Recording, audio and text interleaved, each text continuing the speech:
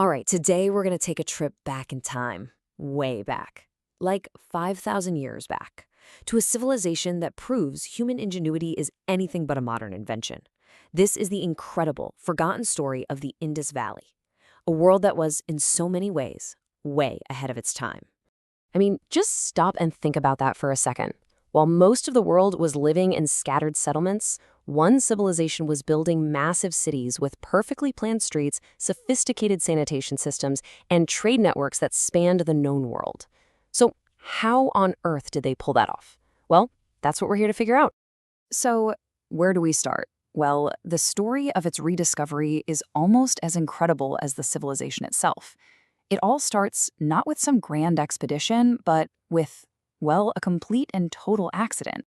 You really can't make this stuff up. It's the 1850s, and workers are building a modern railway. They need ballast for the tracks, and hey, look at that giant mound of old bricks over there. Perfect. They had absolutely no idea they were casually dismantling the ancient city of Harappa, using its own 5,000-year-old bricks to pave the way for a train. The irony is just staggering.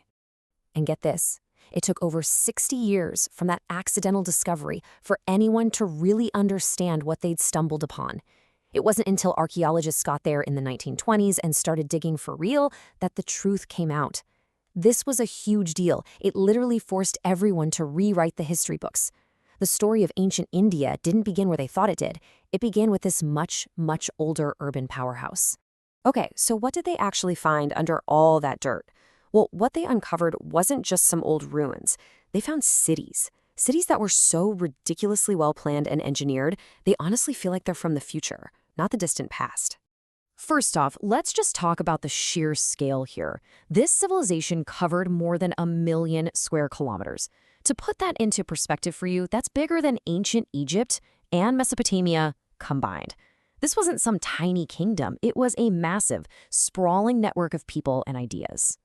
And this wasn't just empty space, it was a network of major urban centers.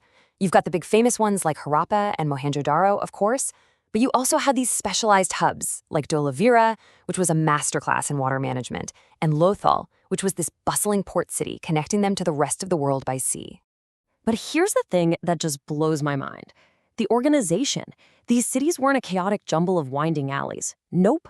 They were master planned on a grid. Main streets ran perfectly north-south and east-west, intersecting at flawless right angles. This level of order was just unheard of for that time. And the proof of just how advanced they were is, well, it's everywhere you look. They used standardized bricks, all the same size ratio, across that entire massive area. And get this, every single house, rich or poor, was connected to a covered drainage system. We're talking about the world's first urban sanitation network. Then you have things like the Great Bath at Mohenjo-Daro, this enormous, perfectly waterproof public pool that was a true marvel of engineering. Okay, but cities aren't just about buildings and pipes, right? They're about people. So who were these people? What was their culture like? What about their society? Let's dive in. And this is where things get really fascinating, because it's what they didn't find that tells a story. Archaeologists have searched and searched, but they haven't found any giant palaces, no over-the-top royal tombs, not even any big central temples. It suggests that this might have been a remarkably equal society. Maybe they weren't ruled by some all-powerful king, but by some kind of council that focused on public good instead of personal glory. Oh, yeah, and their economy was absolutely booming. These were the first people on Earth to figure out how to grow and weave cotton, and they were incredible traders. We actually have records from Mesopotamia that talk about trading with a far-off land called Meluha, and pretty much everyone agrees they were talking about the Indus Valley. And it was all organized, too, with standardized weights and measures to make sure business was fair. And they were amazing artists. Just look at this. This little bronze statue, known as the Dancing Girl, is an absolute masterpiece. Think about it. It was made 4,500 years ago, and yet it has this incredible sense of life and personality and attitude that just feels so completely modern. It's stunning. But you know, for everything we do now, there are some huge, huge mysteries that are still completely unsolved. We've barely scratched the surface of who these people really were. And the biggest one of all, the absolute #1 puzzle, is their writing. We can't read it, not a word. Their script, which we see on thousands of these little stone seals, is one of the great unsolved codes in history. Until we crack it, their deepest thoughts and beliefs are a closed book. I mean, just imagine. What are we looking at here? Are these the names of merchants? Records of trade? Religious prayers? Epic poems? The secrets to their entire world are locked up in these tiny symbols, just sitting there in plain sight, waiting for someone to find the key. So, while we can't read their script, we can look for clues in the things they left behind. It's kind of like being a detective. We find tons of these mother goddess figurines, which suggests they worship some kind of fertility deity. And there's the famous Pashupati seal, with a figure that looks a lot like an early version of the Hindu god Shiva. It seems their beliefs were all tied up with nature and rituals, things they practiced in their homes, not in big temples. Which, of course, brings us to the final and maybe the most profound question of all.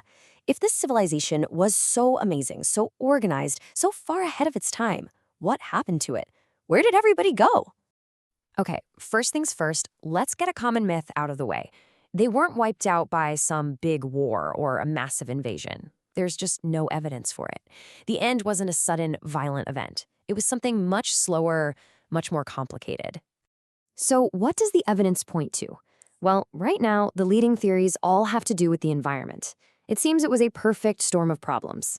The climate started changing, getting much drier. The massive river system they depended on started to dry up or shift course. And at the same time, other areas were getting hit with terrible floods. Basically, the natural foundation their entire society was built on just started to crumble. So they didn't just disappear into thin air. It's more like the civilization transformed. As life in the big cities got harder and harder to sustain, people just left. They moved away to smaller villages, went back to a more rural way of life. The grand urban experiment of the Indus Valley just slowly faded away. And really, that's their true legacy. They prove that a civilization's greatness isn't measured by its armies or its giant palaces for kings. It's measured by its ability to create organized, balanced systems that take care of everybody. It's about the collective good. And that kind of leaves us with one last question to chew on, doesn't it? Here we are in our modern, chaotic world, facing our own huge challenges with climate change and how to live together in cities. What can we learn from a 5,000-year-old civilization that mastered urban planning and water management? Maybe, just maybe, the past has some answers for the future.